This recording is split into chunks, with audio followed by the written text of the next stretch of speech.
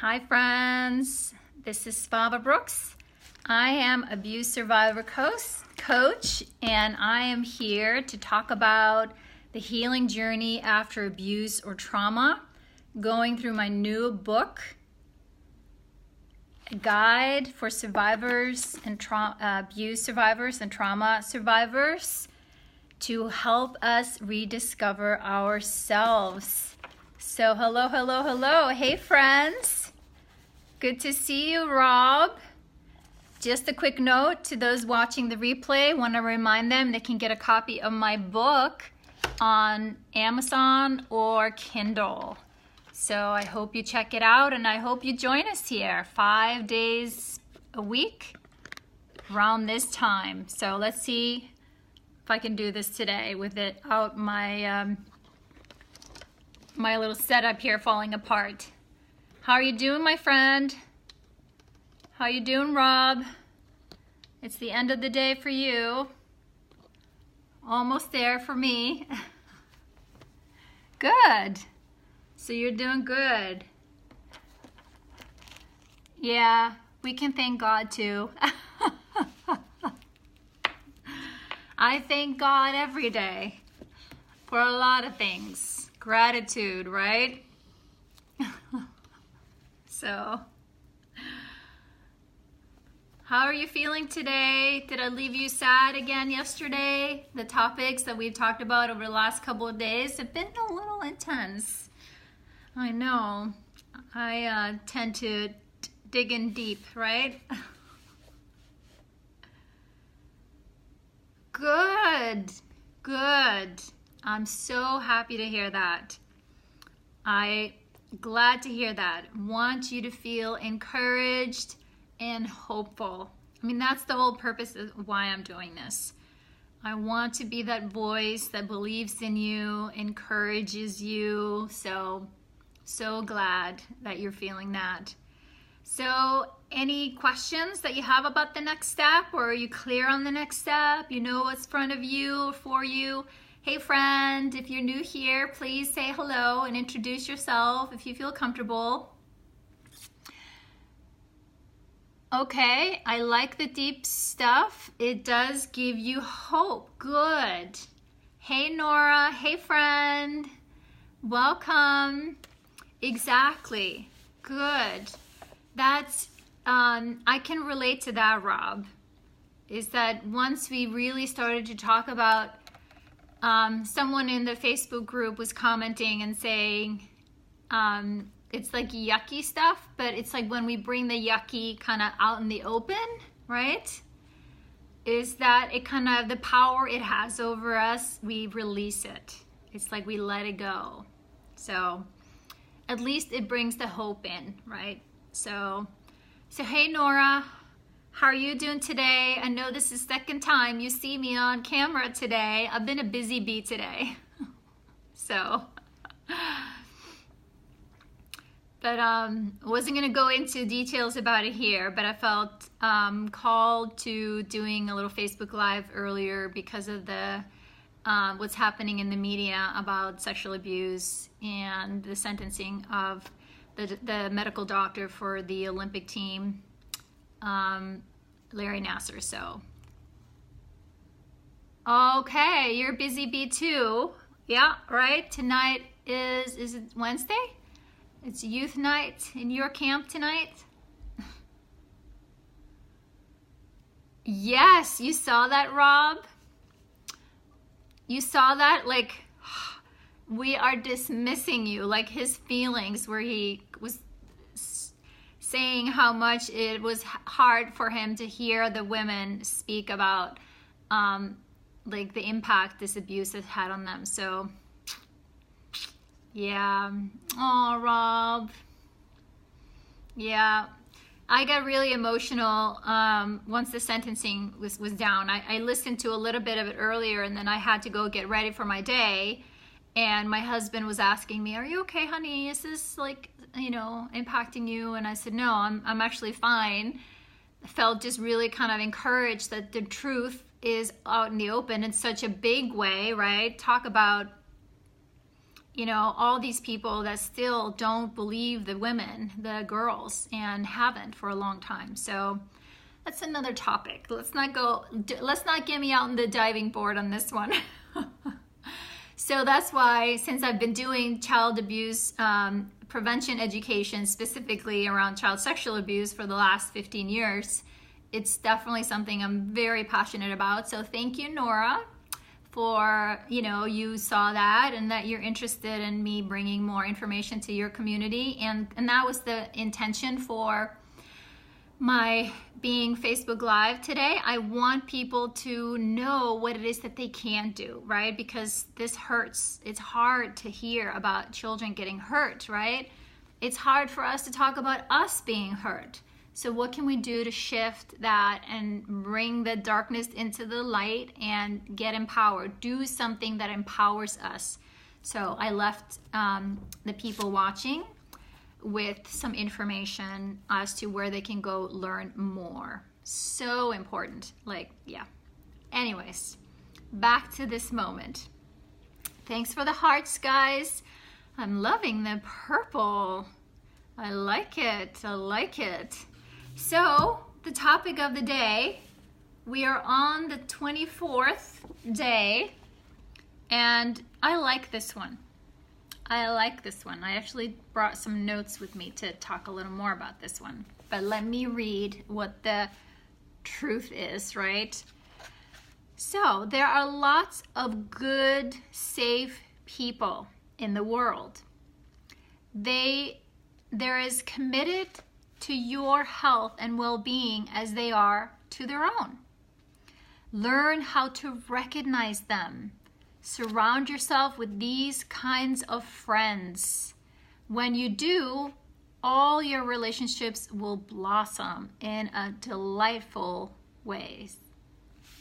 Right?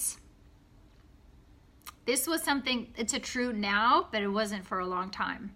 What do you mean? Safe people in the world? The world was not safe, right? Right? No.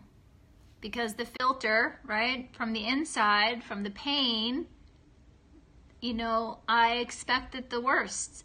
There was only unsafe people in the world. So, we're going to dig a little deeper as we're shifting, we're choosing, as we're getting in touch with, like you said, Rob, the hope. You're recognizing the next step. What are things that I can do to heal? We also need to consider what are some of the ways that we can choose to start to see the world a little differently? Choose to take the risk, the possibility, just the possibility that there are safe people out here, that there are safe people around us. We just maybe haven't seen them or been willing to give them the benefit of the doubt because of our past experiences. So changing that belief. So the questions for today: who do you consider to be safe people in your life? What is a safe person? Very good question. I'm actually going to go through a list of what that looks like because that was a challenge for me. So thank you for asking that. So who do you consider to be safe people in your life right now? Think about that. Who are your go-to people? And sometimes I can look back. There were times where I didn't really have any. For a long time, I didn't have any. So, but today, who do you have now, right? Your mommy? Good. My mom is now. She wasn't then, right? So that's changed. And the second question, your dad? Good. And the other question we're going to consider here in this conversation, who are the unsafe people in your life? And why are they still a part of your life? So we're going to talk through this a little bit. So yeah, I never had a safe father, right? Exactly. So you may still feel like there is people in your life. Old friends are unsafe. I hear you. I hear you on that. I hear you. So it's been your experience that they have not evolved with you, or as you maybe have changed and progressed, there you go. We need new friends. That's definitely what I've seen happen, especially kind of in the last 10 years. Slowly, I recognized that I needed new friends. I needed new people. I hear you. I hear you. Well, Photo Key, I'm not sure if you were a brat, self-centered. Well, sometimes that's how we turn on ourselves a little bit, but maybe that was your best effort of connecting. And I'm sorry if that's what your mom said to you. I'm sorry. I'm sorry. That's harsh. And you had party friends. You had some party friends down there, Rob. Exactly.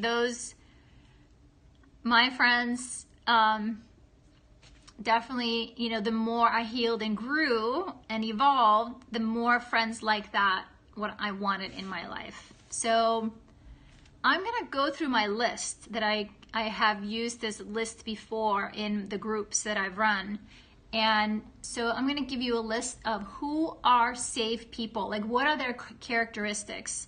And again, when we start healing, like for me, I didn't know like what was the difference between a safe or unsafe. And actually, I found myself sometimes feeling safer with unsafe people because that's what I knew. That was their behavior was more comfortable to me. But people that were safe and maybe expressed care and concern, I'm like, I didn't like that. That wasn't safe to me, right?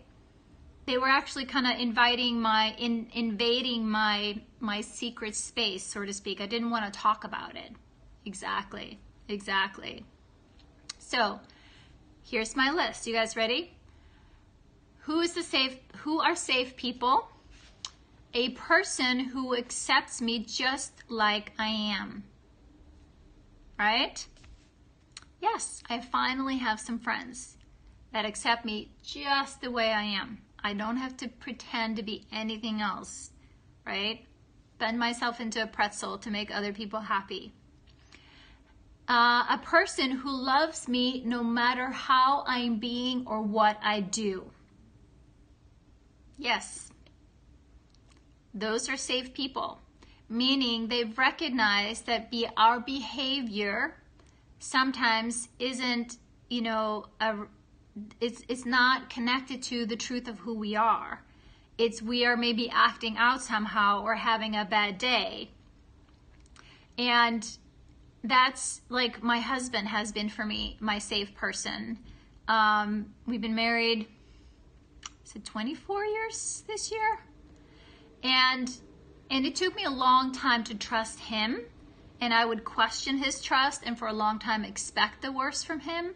But, he has been here with me through all my healing and the messy middle where, I feel like I've thrown tantrums and not been fun or pretty, right? When we act out kind of our self-hate a little bit, and he didn't give up on me.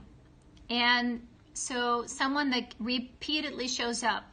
Another example of that is I had a friend this week who was having a lot going on and I could tell was having a little bit of breakdown. Yes, Rob, my husband David is a very cool guy. He's a very special person.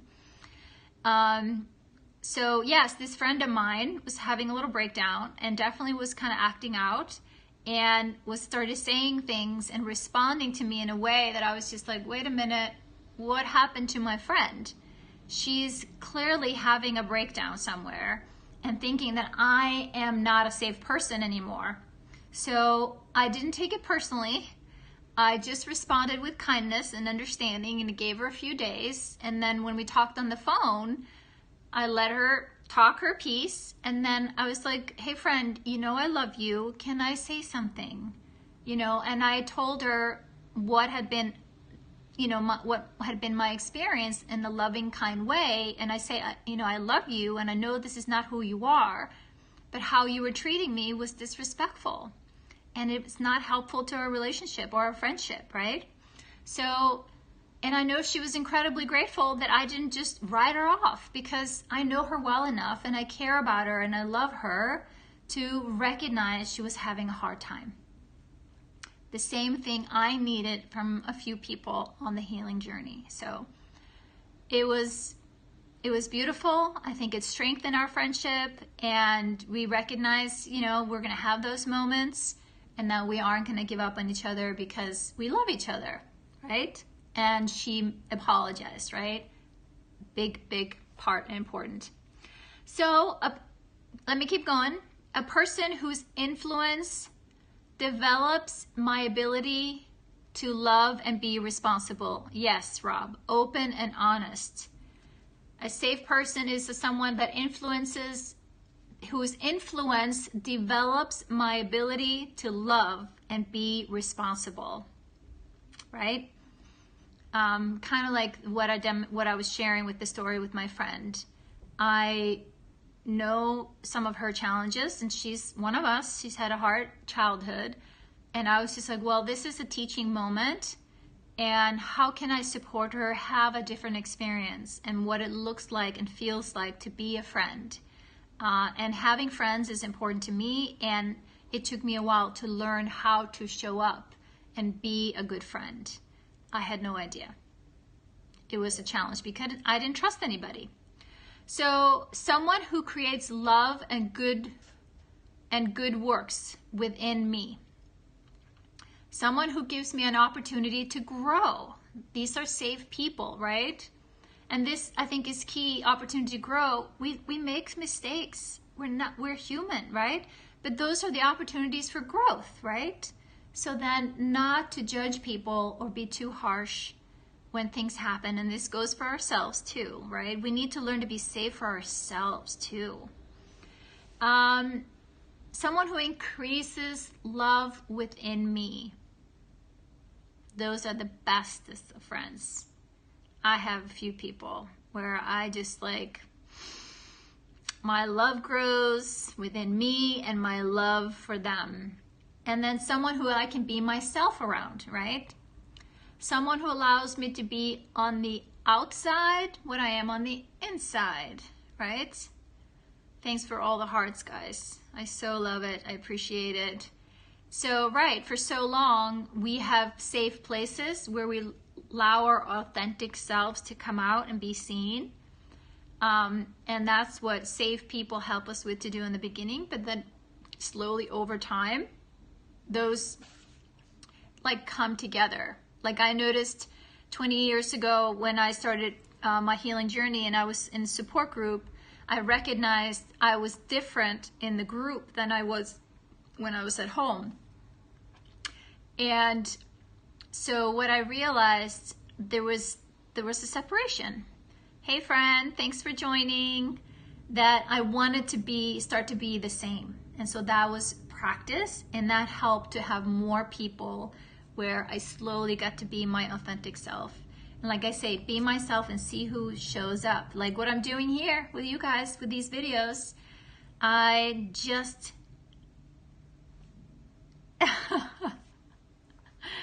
thank you, Rob. I assume that's the case, that you're like, yep.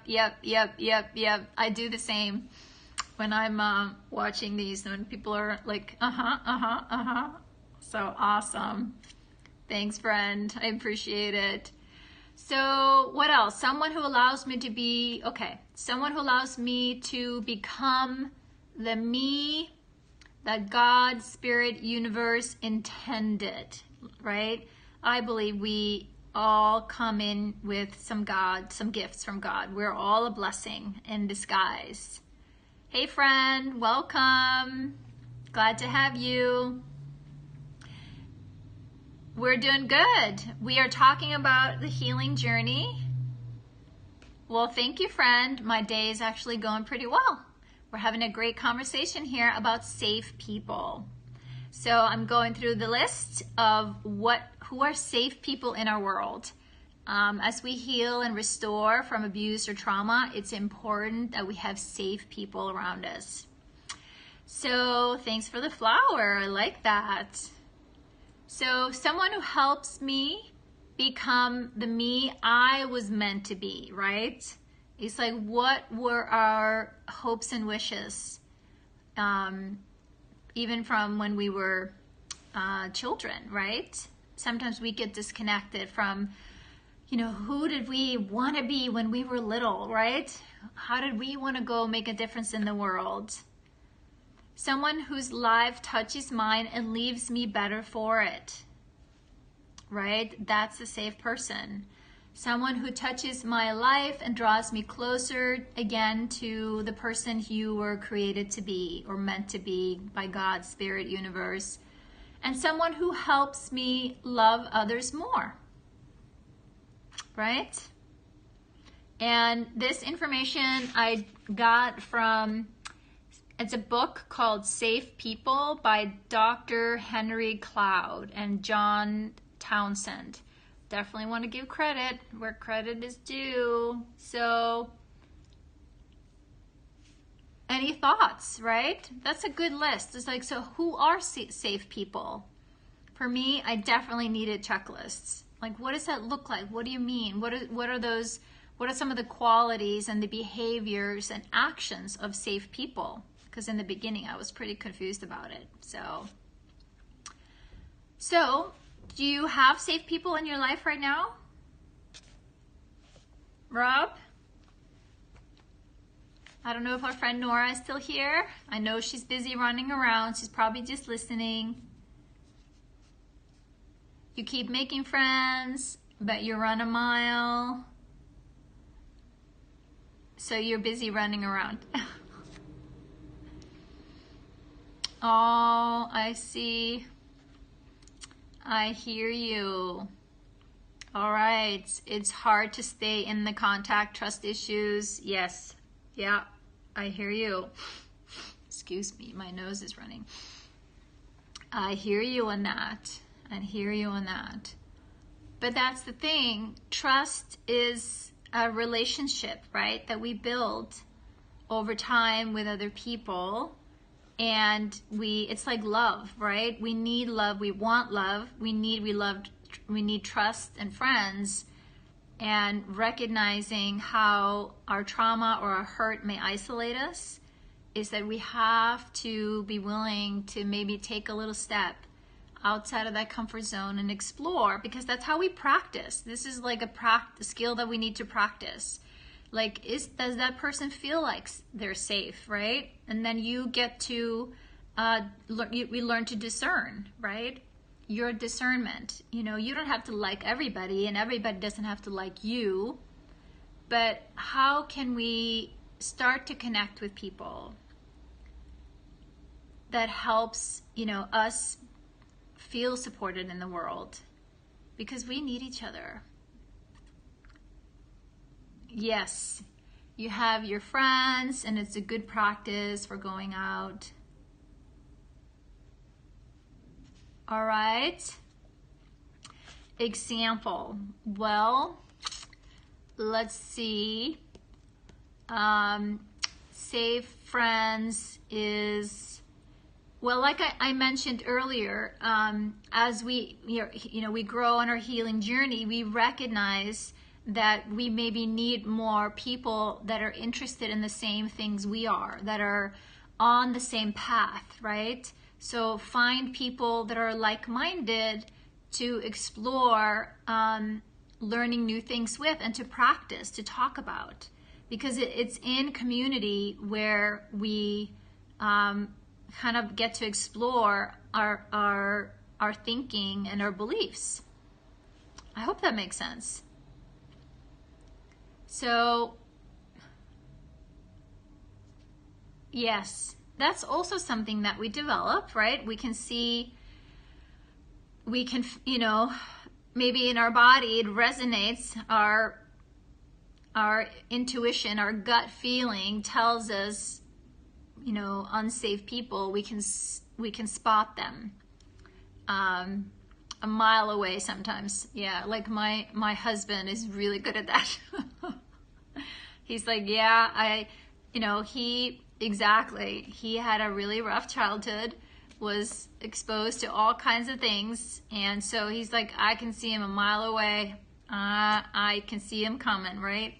So we try to make light of it, but it's also, his kind of guiding light, while he's also navigating to not assume that everybody is unsafe and give people a chance, have a conversation, ask, questions, and invite people to get to know him a little more, right? To share what common ground we have, what interests, if there is, an interest to grow a friendship. So then who are the unsafe people in your life? And what I asked, why are they still a part of your life? Oof, right? This is the question that as we start to heal, we recognize, and I just want to say sometimes they're unsafe. They're just not good for us, or they're maybe not necessarily that they're bad to us or abusive. I hope not. I hope you don't have abusive people in your life, but that they don't support you in becoming or being who you are. Like, you tend to fall back onto the protective, withdrawn, who you needed to be when you were guarded and in survival mode. I have cut off all relationships, clean slate. I hear you. When I started my healing journey all those years ago, I cut everybody out for a long time. Didn't speak to my mom for about 5 years. That was survival mode. Yes, absolutely. And sometimes it's the best thing to do. I didn't talk to my siblings for about 15 years.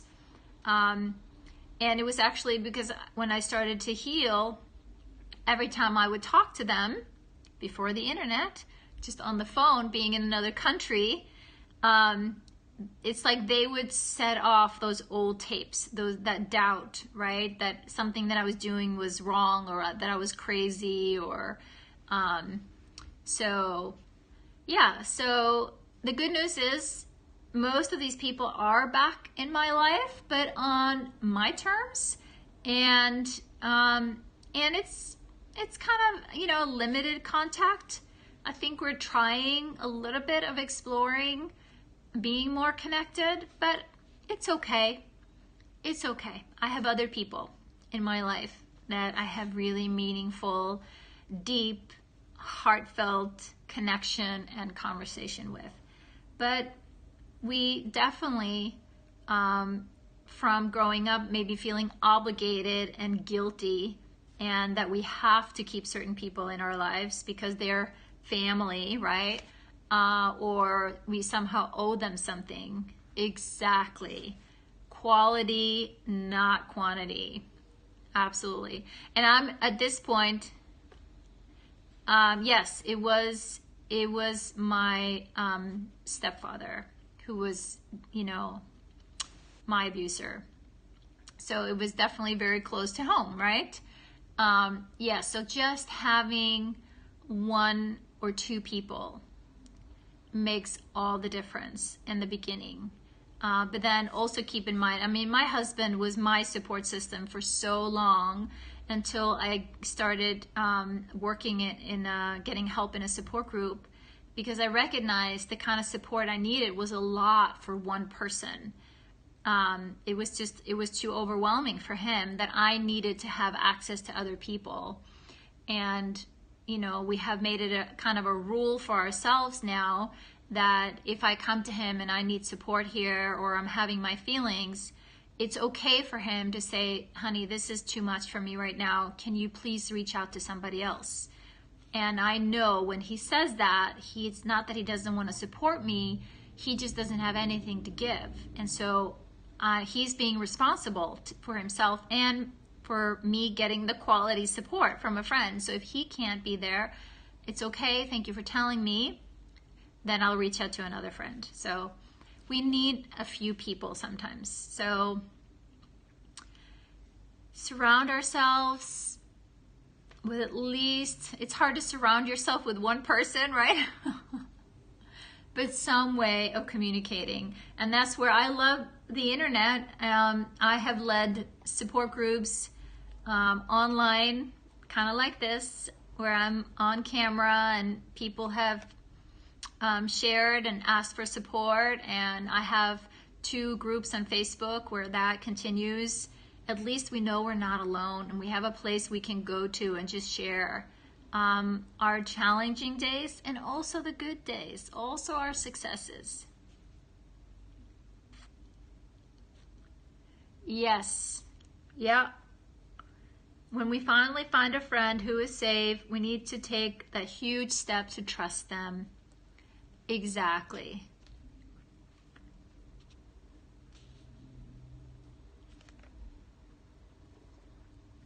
It is a big thing, Nora. It is a big thing. It is. And I hear you, Rob. Sometimes, having one is all we have for now, right? And that's it's okay if we do. But just keep going, considering the possibility. Exactly. It is the beginning. Definitely is the beginning. And Nora, around trust, what also started to happen when we start to heal ourselves, we recognize that so much of the distrust in others is also because of our kind of distrust in ourselves, and how we talked about self-worth yesterday, and that how our self-worth is so tied into the people around us, right? So the more we heal ourselves, then the more we recognize how, as we trust ourselves, we can both learn to ask for what we need, ask for the support.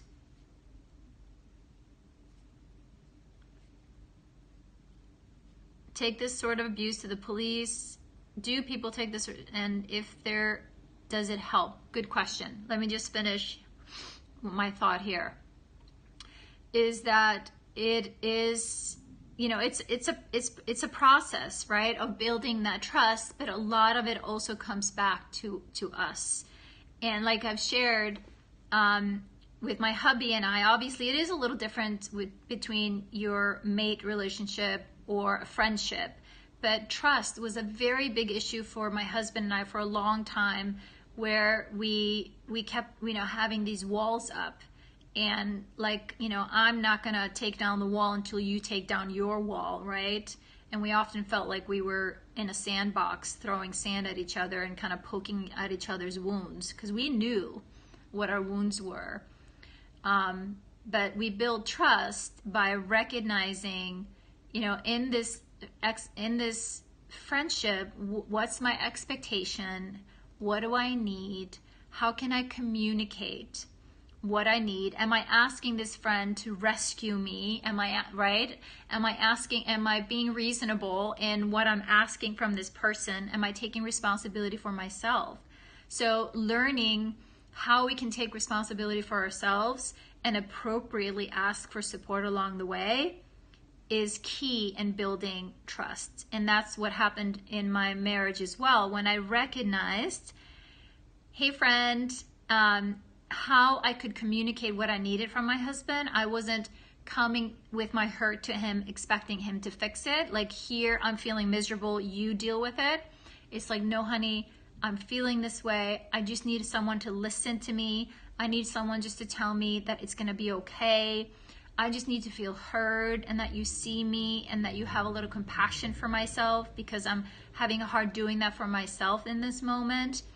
So learning to communicate in a helpful way what I needed, exactly. And that kind of then built for each other. It's like, the more I confided in my husband, and at the same time wasn't making him responsible for my hurt or my well-being or my happiness, then he felt safe to open up and share with me his struggles, his hurt. And as a result, having respect for, like, we don't go after each other's hurt anymore. He knows my most vulnerable place, and I know his. And we usually do in our friendships, the more we get to know each other. It's like, we don't go there. if something happens or we're upset, right? We're not poking at that. We are really respectful and good friends. And good friends will also say, he's having a bad day, he dumps on me or whatever. And I say, honey, I think you're having a bad day. I love you. I think you're doing a great job. But right now, whatever is going on over there is spilling over here. And what you're saying is kind of hurtful. So I'm asking you to stop. I'm willing to listen and support you, whatever is going on with you. But please don't dump it on me. And usually we can move on from that. It took a long time, let me tell you. It wasn't always that easy. So our friend here who asked, that type of abuse, when it gets reported to the police, do people go to jail? I think that was the question. If we're talking child abuse, actually any type of abuse, yes, should be reported. But the thing is, if it is, word against word, right? So if the police will question the person or what happened, and unfortunately, it's hard for people to make the people that are abusing the offender go to jail, right? It's often when it's word against word. How substantial are the evidence? I'm not an expert in the legal proceedings or a lawyer, right? But if you're talking about, I would have to know more about the question. But the thing is, if we suspect someone is being hurt or if we are being hurt, it's really important to get help. Really important to get help. And if you know a child that's being abused, and you're not sure or 100% sure, you can call it what they call a Children's Advocacy Center. If you got closure from them being jailed. Well, the person that abused me never went to jail, unfortunately. And from jail for offenders don't magically cure, no, exactly. That's the thing, by the time I told my story or was ready to perhaps file a report, the statute of limitation in my country, it had expired. So it was too late, which is crazy that we still have statute of limitations on child abuse. But the thing is, if survivors feel that it would, empower them on their healing journey to file the report, even though it is too late, they should do it. Call the police, file that report, just so they have it on the record. So if that person is still out there in the community and still abusing, that could be helpful for an investigation if another person or a child files a report on this person. So, but then that's the thing that you said here, Rob, is that if it does not minimize the work, yes, it can't be, exactly, but it doesn't take away the healing work that we have to do, right? The person may go to jail, but you're still left with the impact of the abuse and the inner work of recognizing this wasn't your fault, right? Yes, the person was put away, and it's definitely, can be very validating and empowering, just like this big case that, is in the media today.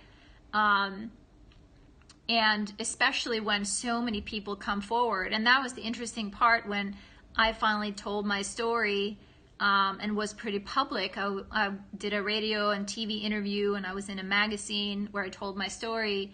And when I did that, other survivors came to me and told me that the person that hurt me had also hurt them.